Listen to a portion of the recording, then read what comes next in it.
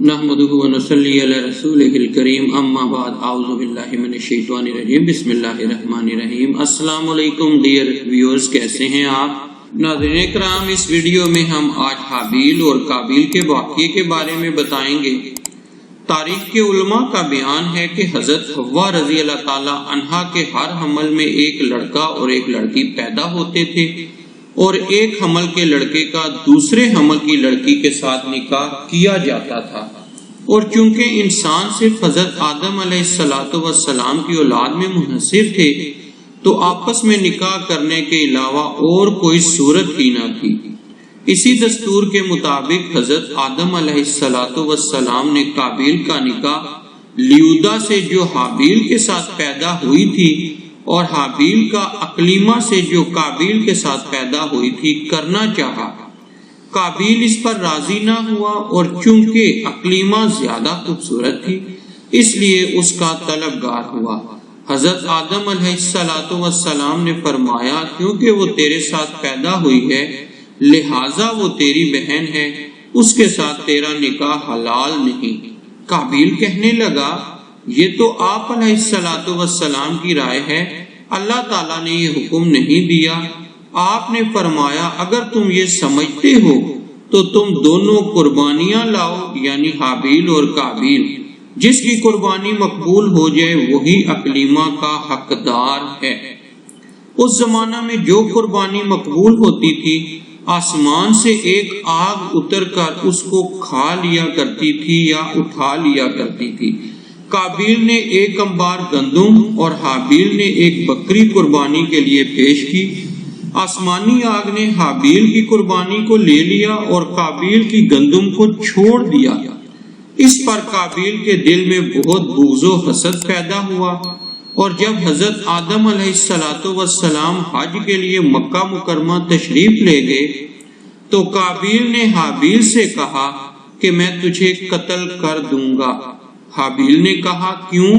قابیل نے کہا، اس لیے کہ تیری قربانی مقبول ہوئی اور میری قبول نہ ہوئی، اور تو اقلیمہ کا مستحق ٹھہرا، اس میں میری ذلت ہے۔ حابیل نے جواب دیا کہ اللہ تعالیٰ صرف ڈرنے والوں کی قربانی قبول فرماتا ہے۔ حابیل کے اس مقولہ کا یہ مطلب ہے کہ قربانی کو قبول کرنا اللہ عزوجل کا کام ہے، وہ متقی لوگوں کی قربانی قبول فرماتا ہے۔ تو متقی ہوتا تو تیری قربانی قبول ہوتی، یہ خود تیرے افعال کا نتیجہ ہے، اس میں میرا کیا قصور ہے؟ اگر تو مجھے قتل کرنے کے لیے میری طرف اپنا ہاتھ بڑھائے گا تو میں تجھے قتل کرنے کے لیے اپنا ہاتھ تیری طرف نہیں بڑھاؤں گا، کیونکہ میں نہیں چاہتا کہ میری طرف سے ابتدا ہو، حالانکہ میں تجھ سے قوی و توانا ہوں۔ یہ صرف اس لیے کہ میں اللہ عزوجل سے ڈرتا ہوں، اور میں یہ چاہتا ہوں کہ میرا یعنی میرے قتل کرنے کا گناہ اور تیرا گناہ یعنی جو اس سے پہلے تو نے کیا کہ والد کی نافرمانی کی، حسد کیا اور خدائی فیصلہ کو نہ مانا، یہ دونوں قسم کے گناہ تیرے اوپر ہی پڑ جائیں تو تو دوزخی ہو جائے۔ ناظرین کرام، چینل سبسکرائب کر لیں۔ قابیل تمام گفتگو کے بعد بھی حابیل کو قتل کرنے کے ارادے پر ڈٹا رہا، اور اس کے نفس نے اسے اس ارادے پر راضی کر لیا۔ چنانچہ قابیل نے حابیل کو کسی طریقے سے قتل کر دیا، لیکن پھر حیران ہوا کہ اس لاش کو کیا کرے، کیونکہ اس وقت تک کوئی انسان مرا ہی نہ تھا۔ مدت تک لاش کو پشت پر لادے پھرتا رہا، پھر جب اسے لاش چھپانے کا کوئی طریقہ سمجھ نہ آیا تو اللہ عزوجل نے ایک کوا بھیجا جو زمین کو کورید رہا تھا۔ چنانچہ یوں ہوا کہ دو کوے آپس میں لڑے، ان میں سے ایک نے دوسرے کو مار ڈالا، پھر زندہ کوے نے اپنی چونچ اور پنجوں سے زمین کورید کر گھڑا کھودا، اس میں مرے ہوئے کوے کو ڈال کر مٹی سے دبا دیا۔ یہ دیکھ کر قابیل کو معلوم ہوا کہ مردے کی لاش کو دفن کرنا چاہیے، چنانچہ اس نے زمین کھود کر دفن کر دیا۔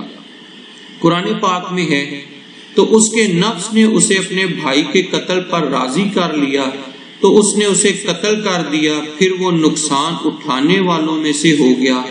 پھر اللہ نے ایک کوا بھیجا جو زمین کورید رہا تھا تاکہ وہ اسے دکھا دے کہ وہ اپنے بھائی کی لاش کیسے چھپائے۔ کوے کا واقعہ دیکھ کر قاتل نے کہا، ہائے افسوس، میں اس کوے جیسا بھی نہ ہو سکا کہ اپنے بھائی کی لاش کو چھپا لیتا، تو وہ پچھتانے والوں میں سے ہو گیا۔ اس واقعہ میں بہت سی عبرتیں ہیں ناظرین کرام، اور نصیحتیں بھی ہیں کہ ایک تو انسان جرائم سے نہ کرے اور باز آ جائے تو ان میں اس کے لیے بہتر ہے، اور سب سے پہلا جو جرم تھا وہ قتل تھا، اور دوسرا حسد بہت بری چیز ہے۔ حسد نے ہی شیطان کو بھی برباد کیا، اور حسد نے ہی دنیا میں قابیل کو تباہ کیا۔ آپ سے گزارش ہے کہ آپ ہمارے چینل کو سبسکرائب کر لیں، ویڈیو کو لائک اور شیئر کریں تاکہ ہماری ایسی اہم اور عمدہ جو ویڈیوز ہیں وہ آپ کو ملتی رہیں۔ بہت شکریہ، جزاک اللہ۔